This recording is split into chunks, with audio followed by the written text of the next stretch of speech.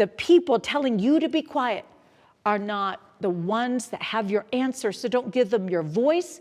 Don't give them the arguments. Don't get engaged with that. Don't waste your time or be diverted from your focus.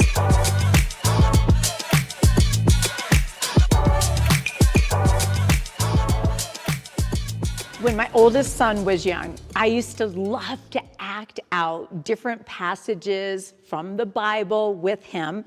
And this is the one that I'm going to talk about when I talk about being blind but focused. It was the story of Blind Bartimaeus. Now, this is what I love about Blind Bartimaeus. He is sitting on the side of the road. He is a beggar. He's got like legal grounds to be a beggar.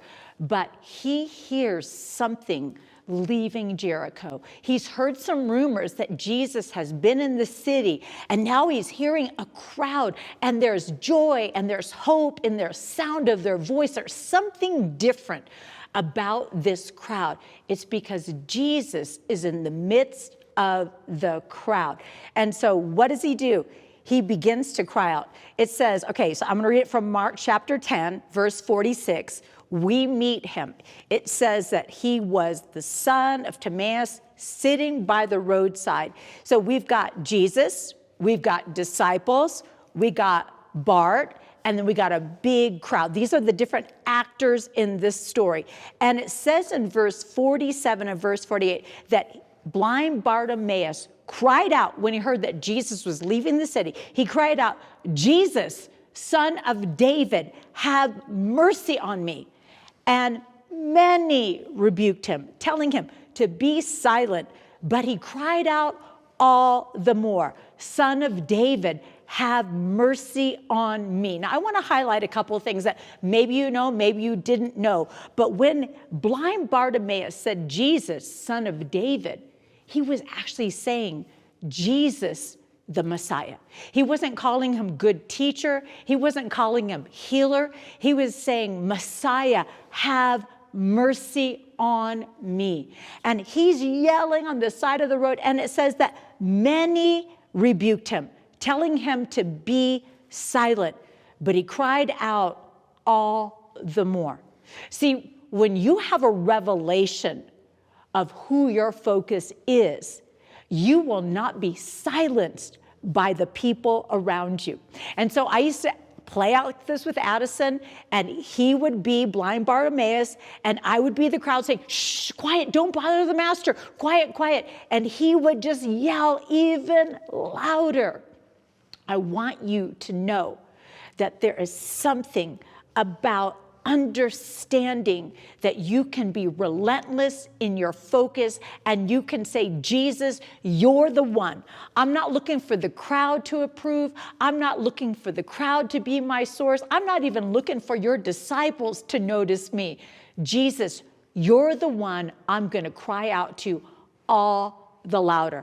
I love that. See, the people telling you to be quiet are not the people with your answer. So you don't want to engage and argue with them. They are a distraction. It doesn't say that blind Bartimaeus, when they told him to be quiet, he didn't say, stop yelling at me. Don't you know I'm blind? Don't you know I want to get healed? No, he didn't even engage with them.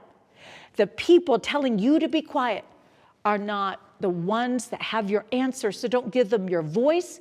Don't give them the arguments. Don't get engaged with that.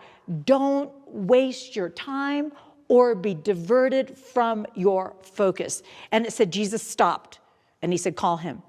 And they called the blind man, saying to him, take heart, get up. He is calling you. Imagine what that moment felt like. Everything was about to change. All of a sudden, this man who could not see knew that everything was going to shift and he was going to be able to see. But then this kind of random thing happens. He comes up to Jesus and Jesus says, what do you want? What do you want?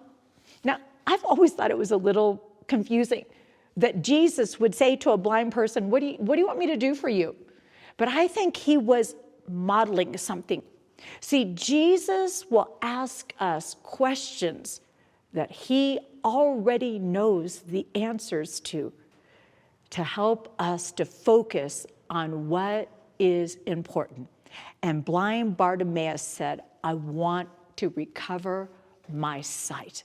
See, when you and I get in the presence of Jesus, when we've cried out, Jesus, Son of David, have mercy on us, when we say we're not going to be troubled with the crowd, that's okay with me being a beggar.